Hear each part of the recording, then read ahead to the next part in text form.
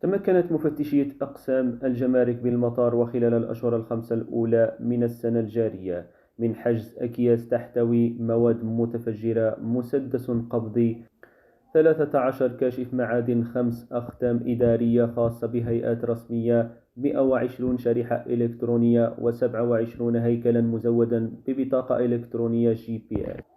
وحسب المديرية العامة للجمارك فإنه شملت قائمة المحجوزات أيضا 8044 هاتف نقال، و4909 شاشة هاتف نقال، 8376 ساعة ذكية، و671 لوحة رقمية.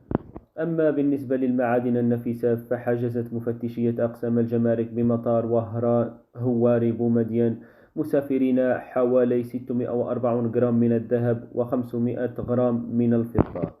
وفيما يتعلق بأهم المحجوزات المحققة سنة 2022 فتمثلت في 385 قرصا مهلوسا قرابة 550 جرام من الكوكايين، 2 بنادق صيد، بندقية هوائية، طائرتي درون مع لوحاتهما، 16 كاميرا تجسس، و22 جهاز GPS، و210 جرام بلوتوث سري وغير مرئي.